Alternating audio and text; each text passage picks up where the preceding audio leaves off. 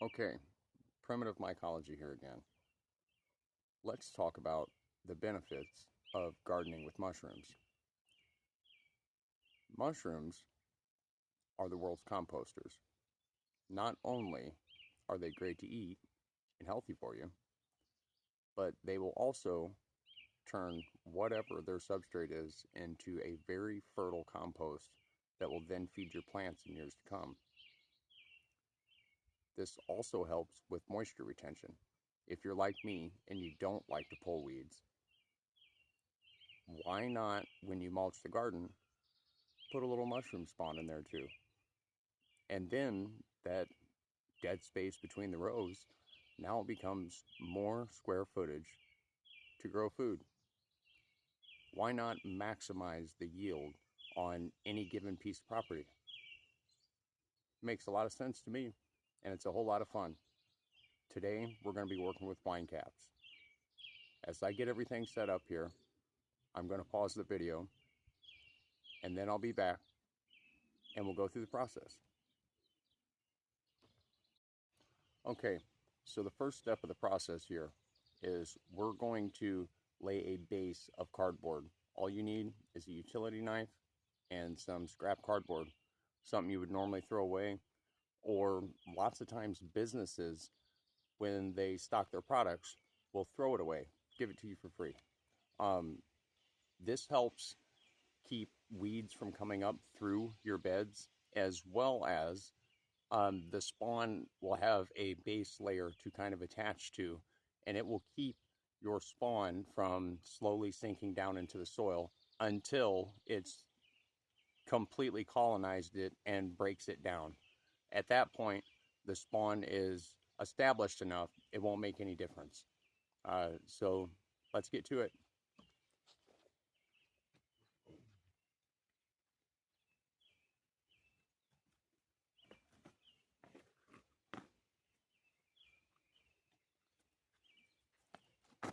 Very simply, we'll start out here. And we're just going to start laying out our cardboard between the rows. It does not have to be perfect. This is just kind of a buffer and something to help hold moisture.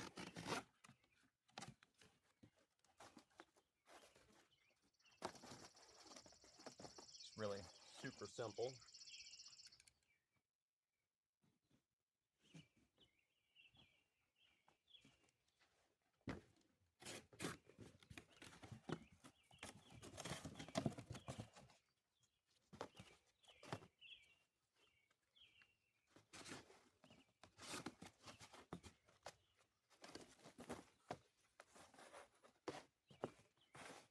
So we'll start out just like this.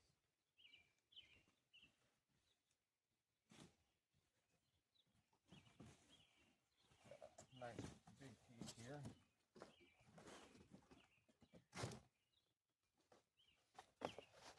Just going to kind of get it laid out in the rows.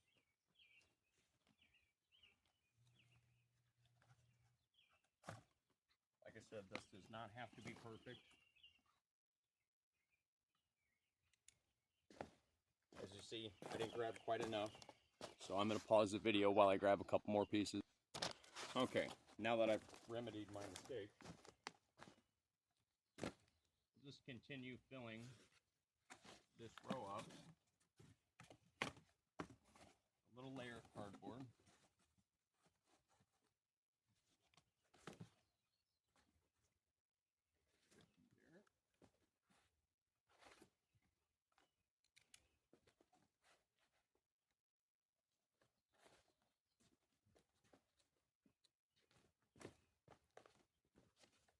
There, that'll work out just fine.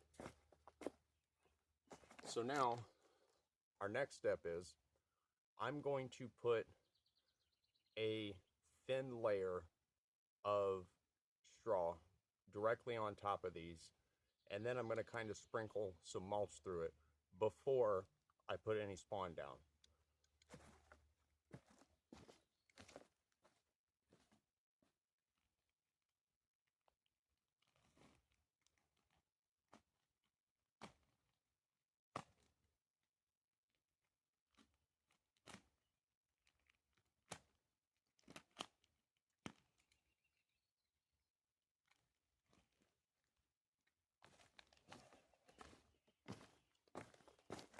start here by just kind of lightly covering cardboard with straw. This is what a lot of people like to call kind of like a lasagna method in a way. When I make substrate bags and blocks or monotubs for indoor growing, I thoroughly mix the spawn, but outside it's not going to really make much of a difference. This is going to take a little while to colonize anyway. It's likely that by doing this, you know, late spring, I could have a few, probably will have a few mushrooms out of this particular bed this fall, but next spring and next fall it'll be completely established and be very, very, very good fruiting. Like I said, that's not to say that I won't get some this year, but with anything outdoors, it's more of a long-term thing rather than, you know, short, quick satisfaction. But the beauty of outdoor growing is when you grow outside, you don't just get one block to harvest. You know, you get your entire bed that you're going to harvest multiple years. And some people will tell you that eventually the mycelium will run out of energy and they'll stop fruiting. And the cause of that is they run out of food. If you put a little bit of fresh media of any, you know, straw, mulch, compost, pretty much anything each year, you will continue to feed the mycelium, and then you won't have that problem. You know, because as long as there's something there for them to eat, and, you know, the mushroom mycelium is what is dominant in the bed, they're going to continue to drop spores every year. So by doing that, you're going to constantly have new colonies coming up in the bed.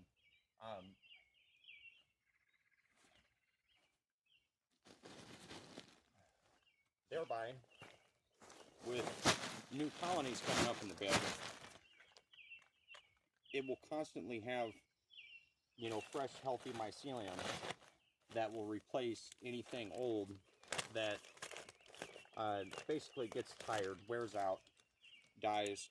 And mushroom mycelium of any kind can last quite some time. Now with the mulch, kind of give it a light sprinkle, and this just kind of gives something solid in the base of the bed here, because the straw will be eaten quickly, actually very, very quickly, and that's why I use the straw.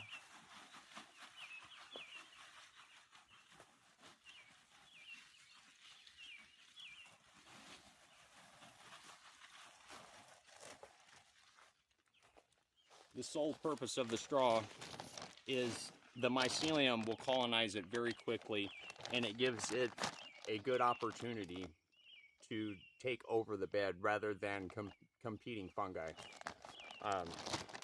Here I've got 2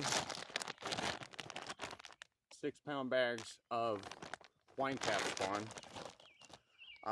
This spawn came from Mycelium Emporium. I am not whatsoever affiliated with them, nothing like that, but I have found that they have absolutely fantastic cultures. I have never gotten anything from them that had any kind of contamination. All their cultures, in my experience, seem to be aggressive. They fruit well. They are my #1 choice when it comes to gourmets. So before I cut this bag, very simply, I'm just going to kind of break it up, give it a squeeze, and a lot of the white in the bag is going to kind of disappear.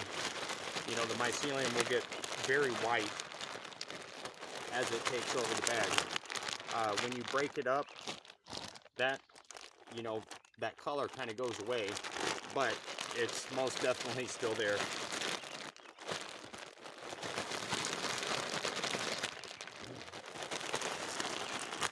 There we go. Okay, so just like everything else, okay, I know that I've got 2 bags of spawn, so I know I got to cover half this bed with each bag, and there's more than enough here to do that.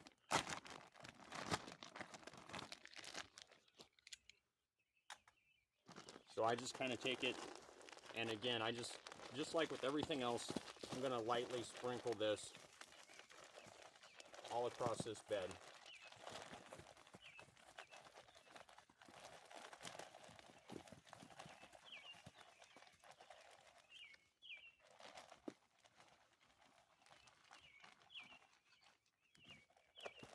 And don't worry, if you step on it, it's not going to hurt anything.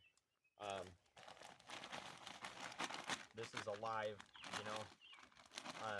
You're definitely not going to hurt it.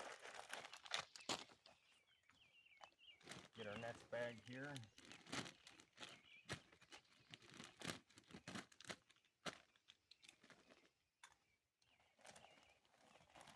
And same thing. Just going to kind of sprinkle it around here. Smooth that out a little bit.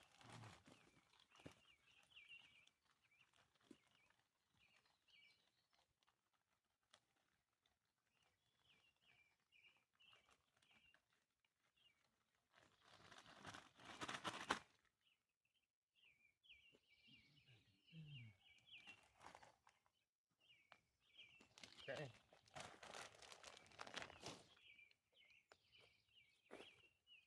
And now that that's done, our next step is I'm going to put a little bit more straw, same thing, very lightly across the top of it, and then cover the top in mulch. Really, that's it. I create all of my own spawn. I buy a stock culture that I can work from for several years, many years, as long as I maintain it. You can absolutely buy spawn if you don't want to go through the process of learning all that. Although in my videos, I go through the entire process. I don't have all the videos up yet, but there's several. I am not a big time media guy, so the audio quality is not movie like, but it's definitely understandable and it's real.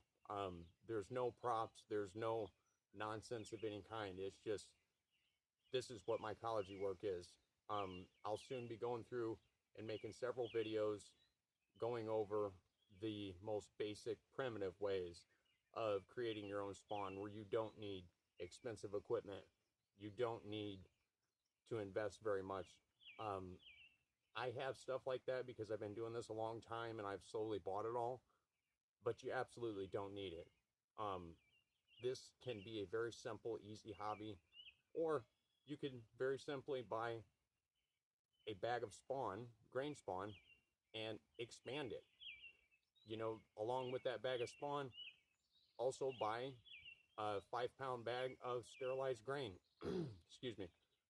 And, you know, you put a couple teaspoons of spawn into the bag of sterile grain, and you let it colonize it, and then you can take both those bags and break them up into substrate, which I will soon be doing a video on making a very, very simple substrate without any kind of equipment. You know, there's so many methods to do this that, you know, in a time where money's tight, or even if it's not tight, just saving money and eating healthy, eating outside is a wonderful thing. So yeah, I'm gonna grab the straw and we'll get this finished up.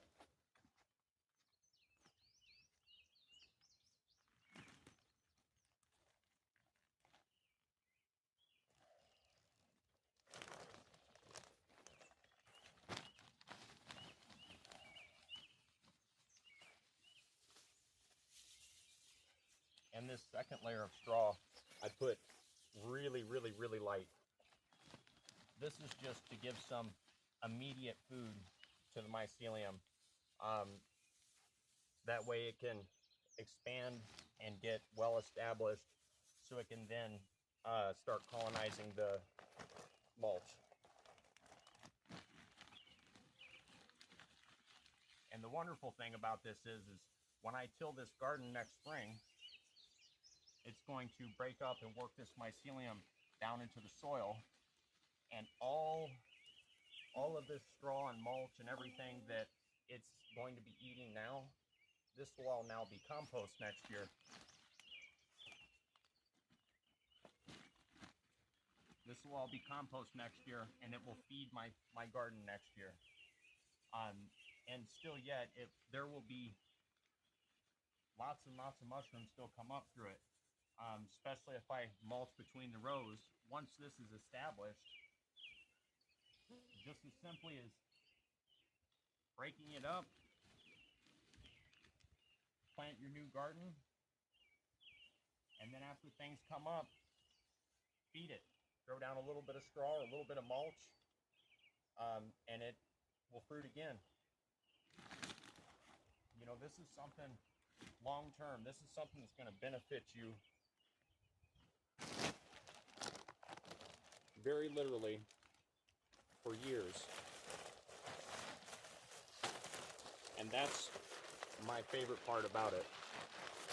I like long term.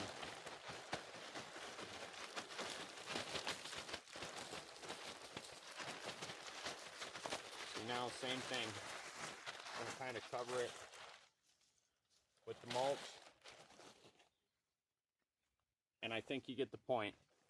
Just as I did the other layers, that'll be how I finish it. And when I'm done, very simply, grab the hose, get it good and wet, and walk away from it. Once a week, wet it down. You do not have to soak it. You probably don't want to soak it. I just give it a light watering each week for a month. And then after that, it should be well enough established that the rain is going to take care of it for you. And once it's established, if you want to kind of like encourage it to fruit, giving it a good soaking will allow it enough hydration that it'll make it want to fruit. And then, you know, usually within a week, 2 weeks, if it's established, it's going to fruit. The beginning of it, it's going to take, you know, month, 2 months before it's going to do anything. And with the wine caps, maybe not even this year, maybe just a few this fall. But next spring, fall, they're going to be there. Wine caps are a wonderful, wonderful, tasty edible. And again, very healthy for you. So here we are, primitive mycology, gardening with mushrooms. Y'all have a good one.